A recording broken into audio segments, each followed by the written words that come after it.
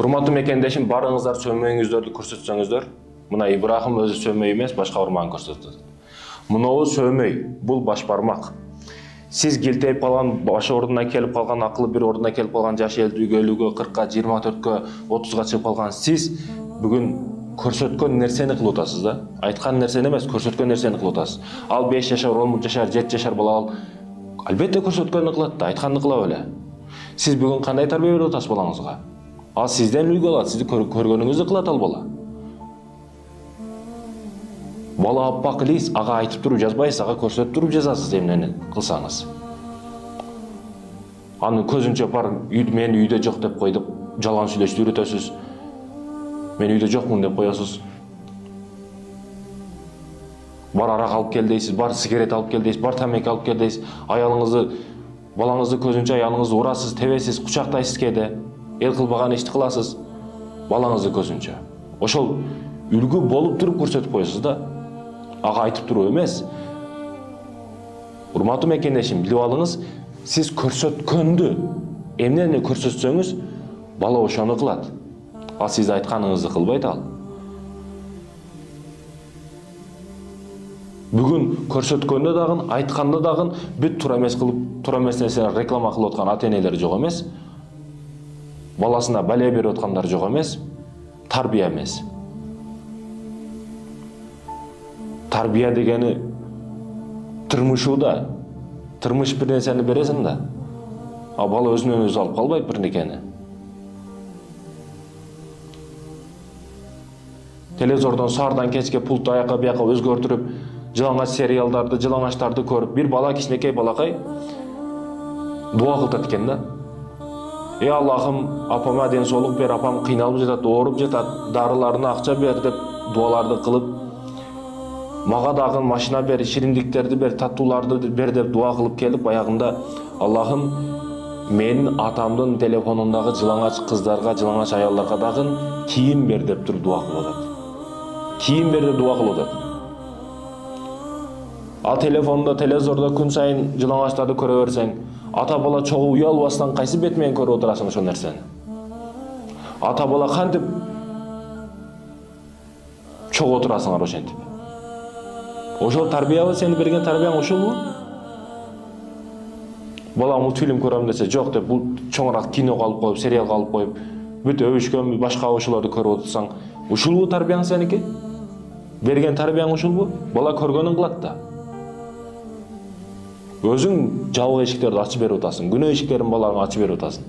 Ал бала кайка барат? Кимден үлгү алат? Эмне дейт ал? Эмнени жейт? Бар насвай алып кел десең, бар сигарет алып кел десең, аны жыттап көрөт. Атам кылып атабы, мага дагы можно экен деп туруп оозуна таштап көрөт. Өзүңүз үлгү болосуз, өзүңүз. Муну айтышыма эмне себепчи болду? Соц тармактарда жүрөт көрсөңүздөр керек. Мен убагында атамды ушул карыялар үйүнө таштап кеттим эле дейт. Турмуш себебинен. Бүгүн ошол жерге кайра кайтып келип калдым дейт. Элестетсеңиз, ал атасын убагында таштап кеткен экен да. Эми ал айланып кайтып келип калды ал. Биз бүгүн шаарга келип алып, гердейип, өзүнчө үйлөрдү салып, жакшынакай машиналарды минип шаарда өзүнчө гердейип, көкүрөбүздү көтөрүп жүрөбүз. Өзүнчө жакшынакай үйлөрдү, жакшынакай унааларды минип жүрөбүз. Апамды, атамды, ошо үйүнүм карайт, эжелерим карайт, туугандарым бар деп, акыры башкалар бар деп, унчукпай бул жакта өзүбүз жашообузду кеккейип жүрө беребиз. А бирок айылдагы апаларыбызчы? Апабызды ким карап атат? Эмне деп атат? Эже карындаштарыбыз, бир туугандарыбыз карайт дейбиз, а бирок алардын мүрзөсү башка, алардын жата турган жери башка. А биз кыла турган жакшылыктар башка. Апа бизден башка нерсени күтөт. Баягы бир куш бар го. Бирдеке болсо башын жерге салып, кутулдум деп ойлойт да балекеттен. Балекеттен кутулдум деп башын жерге сайып алат экен да бул куш. Арты бүт ачык турат, аны жей турган нерсе бүт жеп кете берет, калган жырткыч жаны бар. Биз да кудум ошондойбуз да бүгүн. Турмуштардан башка ата-эне ушул маселеде башыбыз жерге салып алабыз, кудум бул жагы ачык турганын билбегендей, билбемишке алабыз. Ата-эне, ушул ата-эне болду, балам жакшы, аман эсен жашаса эле болду, бала чакам менен тынч болсоң болду дегени, бул ушул жерде башталат, ушул жерден нааразычылыгын белгиси. Аман эле бол балам, балдарың менен тынч болсоң болду деп атабы, ушул жерде нааразычылыгын белгиси. Sen oylaba ата-энем разы экен менен деп. Жок, сенин наразычылыгы бул. Разычылык эмес. Эртең кудум ошол нерсе балаңдан кайтат сага. Балаңдан сөз түрдө кайтат сага. Ошондой экен сен ойлобо. Балаңды урматтуу мекендешим, ата-энеңди алдында балаңа тарбия, ата-эненин алдыга барып, атаңа бирдекелерди берген жолунду балдарыңа көрсөт, ата-энең менен сухбеттешип сүйлөшүп, ата-энеңдин массажын кылып бер, буттарын, тырнактарын алып бер, колдорун жууп бер, балаң ошол нерсени көрсөн, бала тарбия алсын. Демекки ошол нерсе сага кайтат. Тескерисин кылсаң, бүгүн ата-энесин кордогондор бар баласынын көзүнчө, ошол сөзсүз балаңдан кайтат. Ойлоо кутулдум деп баягы кушка окшоп, башын жерге салган кушка окшоп. Сөз тутуласың, кутулбайсың, тутуласың. Өлдүк болду кутулдук эмес, өлдүк болду тутулдук. Өлүп эч ким кутулбайт. Ал жагы мындан дагы кыйын жашоо. Азыркы жашоого салыштырмалуу өтө кыйын болот бизде балыбыз. Азыркы көр жашоолор, көрөмүшкө алган жашоолорду эсебине алсак, өтө кыйын болот жашообуз. Бүгүнкү жылаңачтарды кара, бүгүнкү соц тармактагыларды кара. Арзуга лайк, просмотр алам деп көрсөтпөгөн жери калбады эже карындашыңдын. Мен күйүнөм да ачыгыны айтканда урматтуу мекендешим. А буну тескерисинче көрүп алып сүйүнүшөт кээ бирөөлөр. Дагы чыгар, дагы көрөйлү, дагы болсун деп туруп, ошондойлорун басат, дагы көбүрөөк адам көрөт. Дагы күтөбүз деп жазышат дагы нага. Сен сулуусуң, кол үстүндө бага дуктан беришет.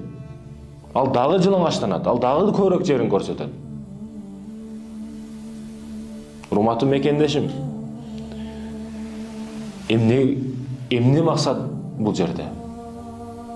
Бул жерде соц тармактын бул жерде эч кандай зыяны жок. Сөз муну немен жаап салайлы, YouTube'ду жаап салайлы, бул жерде сөгүнүшүп кетип атат, элдер бузулуп кетип атат, Instagram'ды жаап салайлы, Google'ду жаап салайлы. Бул сен жаап сала албайсың муну. Кыргызстандан жаап салайлы дейт. Мекендешим, бул жерде соц тармактарынын эч кандай зыяны жок. Google'ду жаап салабыз, Кыргызстандан чыгарып салабыз, YouTube'ду чыгарып салабыз, жаап салабыз, TikTok'ду жаабыз дейт. Бул нерселердин эч кандай тиешеси жок бул жерде. Бул жерде сиз күнөөлүсүз. Ошону көрүп жаткан адамдар күнөөлүү. Ошого дагы көбүрөөк жечин, дагы көбүрөөк сүйлө деп комментарийсин жазып, баягыдакай нравицаларыны басып, ошондойлордун колдоп атасызбы? Сиз ошого күнөөгөрсүз, ошого себепчисиз сиз. Анын жайылышына, анын дагы да кеңири болушуна сиз себепчи болуп атпайсызбы? Бул жерде соц тармактын эч кандай зыяны жок. Сиз жабылсаңыз андай соц тармак дагы ойлонуп табыла берет. Дагы башкасы чыга берет. А бул жерде кимде эле күнөө? Ал жерде көрөрмандарда. Мисалы Абдышкүр Нарматов бир иманга келели, хидаятка келели деген сабак чыгарса, аны 100-200 адам көрөт.